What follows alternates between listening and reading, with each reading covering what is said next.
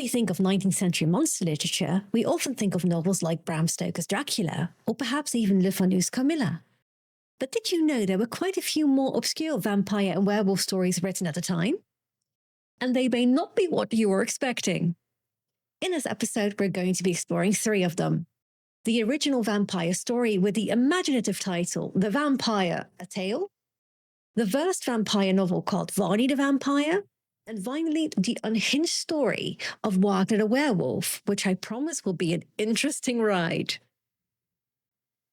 Happy Halloween, everyone, and welcome back to another episode of Fun Facts about Victorian Death and Mourning. I am your host, the Gentle Fae, PhD student specializing in Victorian death culture. And in this series, I'm sharing some of the dark and macabre things I've learned along the way. In honor of Halloween, today's episode will focus on vampires and werewolf in Victorian fiction. The vampire is a relatively new figure in fiction, as the very first vampire story was written in 1816 by John Polidori and was simply titled The Vampire, a Tale. Polidori was actually Lord Byron's personal physician, and the idea for the story emerged during the famous gathering at the Villa Piodati, the very one that inspired Mary Shelley to write Frankenstein. Apparently, it was a good day for supernatural fiction. Polidori's story is told from the perspective of a naive young man called Aubrey, who becomes fascinated with the mysterious self-absorbed Lord Ruthven. He describes the mysterious man as possessing a strange allure. Apparently, the light laughter of the fair only attracted his attention that he might by a look quell it and throw fear into those breasts where thoughtlessness reigned. Those who felt this sensation of awe could not explain whence it arose. His peculiarities caused him to be invited to every house. He goes on to say that despite the deadly hue of his face, its form and outline were beautiful, and many of the female hunters after notoriety attempted to win his attentions, and that he had the reputation of a winning tongue. In short, he was a charismatic and rather charming man. The 2 men decide to travel the continent together, during which Aubrey gradually learns more about Lord Ruthven's old powers.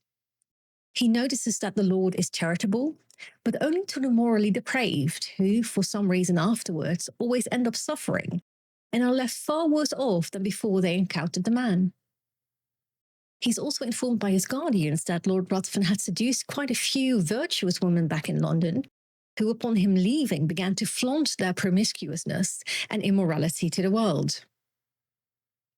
After parting ways with Lord Ruthven, Aubrey realizes that he's likely a vampire when he is in Greece and falls in love with a god called Ianthe, who tells him supernatural tales and warns him about vampires. She's eventually killed by a vampire herself, with Aubrey finding her corpse after nearly being strangled by one himself. There was no colour upon her cheek, not even upon her lip. Yet there was a stillness about her face that seemed almost as attaching as the life that once dwelt there. Upon her neck and breast was blood, and upon her throat were the marks of teeth having opened the vein. To this the man pointed, crying, simultaneously struck with horror, "A vampire! A vampire!" After a short sickbed brought on by the shock of losing Ianthe, Lord Ruthven managed to worm his way back into Aubrey's life. They eventually continue their travels together, until they are set upon by robbers. They shoot Lord Ruthven, who, whilst pretending to die, makes Aubrey promise that for a year and a day, he will not tell anyone about his death or the crimes he had committed. In accordance with Ruthven's wishes, they leave his ostensibly dead body out under the moonlight before they leave. Aubrey, who clearly did not pay much attention to the tales that Ianthe had told him, returns to England and, lo and behold, finds that his so-called friend is very much alive, restored by the light of the full moon, of course, and is courting his sister. Unfortunately, the promise he made to the vampire keeps him from warning his sister of the true nature of the man she is about to marry. His incoherence became at last so great that he was confined to his chamber. There he would often lie for days, incapable of being roused. He had become emaciated, his eyes had attained a glassy lustre. The only sign of affection and recollection remaining displayed itself upon the entry of his sister. Then he would sometimes start, and seizing her hands with looks that severely afflicted her, he would desire her not to touch him, "Oh, do not touch him. If your love for me is aught, do not go near him." When, however, she inquired to whom he referred, his only answer was, "True, true." And again he sank into a state whence not even she could rouse him. Upon the wedding day, which Ruthven has cleverly ensured is exactly 1 year since Aubrey's promise, Aubrey still attempts to save his sister, but in his distress ruptures a blood vessel. At midnight, when he is finally released from his curse, he raises the alarm, after which he immediately dies. His sister's guardians hastened to protect Miss Aubrey, but when they arrived it was too late. Lord Ruthven had disappeared, and Aubrey's sister had glutted the thirst of a vampire. The second appearance of the vampire in prose and the first full novel-length vampire story was called Varney the Vampire and was written by James Malcolm Rymer between 1846 and 1847. It was published in weekly installments in a periodical called Lloyd's Penny Weekly Miscellany, and then upon completion published separately as a book. It belonged to the genre of penny bloods, short for penny blood and thunder novels, which were penny publications aimed at the lower classes that were published between the late 1830s and early 1860s. These publications were renowned for their violent, sensational, and bloody contents. Because the authors of penny bloods got paid by the word, they are not exactly well written, and sometimes the desire to lengthen the series would drive authors to make some peculiar choices. In the case of Varney, this resulted in a total of 232 chapters, with some really weird segues, which I will spare you. The first chapter begins on a stormy night when a girl called Flora Bannerworth awakens and sees a dark, forbidding figure standing in her window. He has a perfectly white, perfectly bloodless face. His eyes look like polished tin. His lips are drawn back, and the principal feature next to those dreadful eyes is the teeth. The fearful-looking teeth, projecting like those of some wild animal, hideously, glaringly white and fang-like. It approaches the bed with a strange gliding movement. After quite a lot of staring in agony at the creature, who slowly, very slowly creeps closer, with a sudden rush that could not be foreseen, with a strange howling cry that was enough to waken terror in every breast, the figure seizes the long tresses of her hair, and twining them round his bony hands, he held her to the bed. He drags her head to the bed's edge. He forces it back by the long hair still entwined in his grasp. With a plunge, he seizes her neck in his fang-like teeth. A gush of blood, a hideous sucking noise follows. The girl has swooned, and the vampire is at his hideous repast. As promising as this opening is, this is as scary as Sir Francis Varney is going to get. The more we get to know about him, the less imposing he becomes. While Varney does return to Flora's chambers a few times, he does not succeed in biting her again. Varney later implies that his motives for attacking Flora were not primarily to obtain sustenance, but more to frighten her and her family away from the estate which they had only recently moved into. Apparently, the estate used to belong to one of Varney's ancestors, who supposedly left a treasure hidden in the estate. Varney is obsessed with finding it and wanted to scare them off, so he could have the treasure to himself. There is some allusion to there having been at some point bad blood between the Bannerworths and Varneys, which serves as an explanation as to why Varney did not hesitate to attack poor Flora. He does, however, not succeed in any of this. To be frank, compared to Lord Ruthven, and especially Bram Stoker's Dracula, Varney feels like the Tamu version of vampires. Whilst he is immortal and heals through the moon, he does not have any other powers. Moreover, unlike those other vampires, Varney is neither handsome nor charismatic. Indeed, there is a painting with an exact likeness of Varney that is described as being of a young man with a pale face, a stately brow, and a strange expression about the eyes, which no one cared to look at twice. When the Bannerworths later meet Varney in person, they describe him as having a long, sallow face with slightly protruding teeth. He is also not a particularly good villain. More than once does he get chased by an angry mob holding the customary torches and pitchforks. They even set fire to his house, with Varney only narrowly being able to escape. And biting? Well, after that first imposing scene, there is not a whole lot more of that. Not for lack of trying, though, but he is consistently caught before he can do some actual damage. So again, he's rather clumsy. As the story progresses, Varney increasingly begins to lament his immortal faith and to regret his acts of villainy. This, as we will also see in Wagner the Werewolf, was a common trope in Penny Bloods. You see, the upper and middle classes had become concerned with the glorification of vices within these publications because they feared that the lower classes would begin to mimic the behavior inside of them. As such, in an attempt to avoid criticism and thus to balance out the characters' nefarious deeds, the writer forces rather tedious passages of Varney sulking and wailing about his own immoral behavior and immortality upon his readers. Wary of his accursed faith, Varney attempts to remove himself from the world quite a few times throughout the 232 chapters, but then often changes his mind. That is, until the very end of the series, when he dramatically flings himself into an active volcano and dies. Thus ends the tragic story of Varney, the clumsy and not very charming vampire.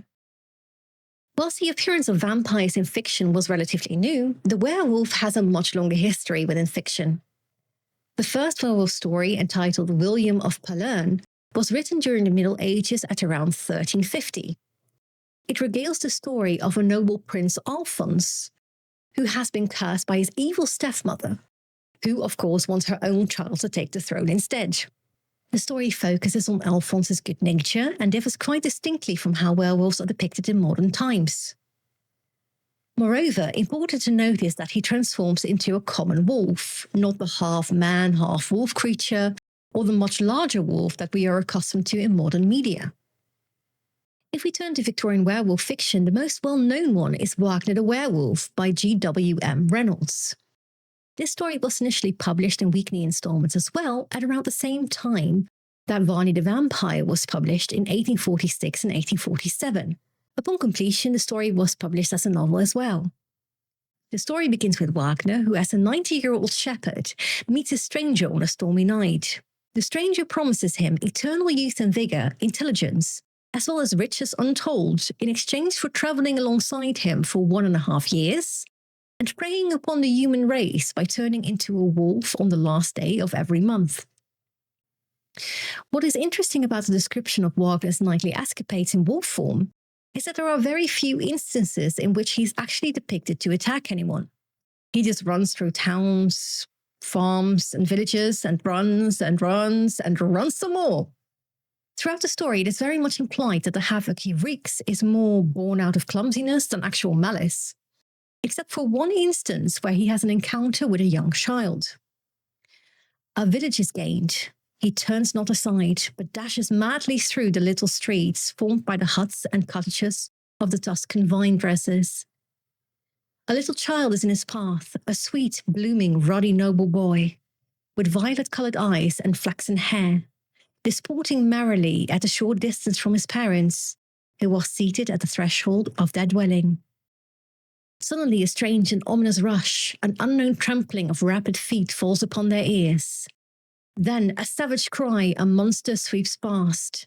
My child, screams the affrighted mother, and simultaneously the shrill cry of an infant in sudden agony of death carries desolation to the ear. 'Tis done. 'Twas but the work of a moment. The wolf has swept by. The quick rustling of his feet is no longer heard in the village. But those sounds are succeeded by awful wails and heart-rending lamentations. For the child, the blooming, violet-eyed, flaxen-haired boy, the darling of his poor but tender parents, is weltering in his blood. Not unlike Varney, Wagner soon begins to lament his fate due to the lack of control he has in his werewolf form and the loss of his humanity. He wishes nothing more than to repent and to break off his deal with the devil. What follows is an old, religiously coded quest in which he searches for salvation, which gets progressively more unhinged. At some point, Wagner decides to board a ship to sail out of Italy, on his quest to change his accursed faith and to get away from temptation in the form of, amongst others, Nisida, a morally corrupt woman who spends the majority of the book attempting to seduce him. Nisida, of course, cannot give him up, so she secretly boards the ship. Unfortunately for both of them, the ship goes under, and they end up stranded on a deserted island together. Wagner soon discovers that they are not alone, and the devil is there as well, hoping to obtain his soul.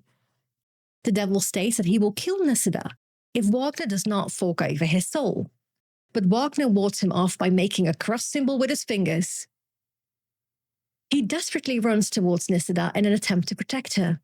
In blissful ignorance, Nisida in the meantime has spent the time collecting leaves and flowers to adorn herself with, turning herself into some odd island goddess type situation. Yeah, I'm not sure why either. Just when Wagner finds her, she is attacked by a massive anaconda, which Wagner proceeds to slay, but not exactly what we might expect by turning into a werewolf, but with a sword, which we don't quite know where that came from, but okay. Like any normal gentleman would do.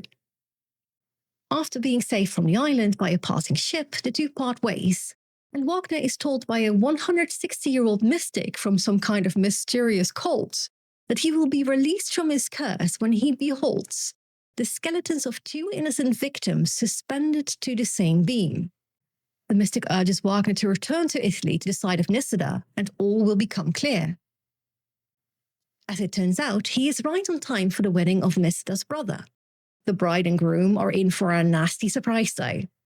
Because, plot twist, it turns out Nisida's father, the Count, killed his wife and the man who he thought had been her lover years ago, stripped their bodies to the bone, and hung their skeletons in his closet to be presented as a wedding present to his son and wife, to warn them against infidelity and betrayal. When on the wedding day the couple is presented with the two skeletons, the bride gives out such a scream that Wagner and Nisida rush to her side. The moment Wagner sees the skeleton, he dies in a very rushed and rather anticlimactic way. Instantly upon seeing the skeletons, the prophecy of Rosencrux rushed on the mind of Wagner. A complete revolution came over his whole frame. Beautiful visions floated before his eyes as of angels waiting to receive him and herald him to eternal glory.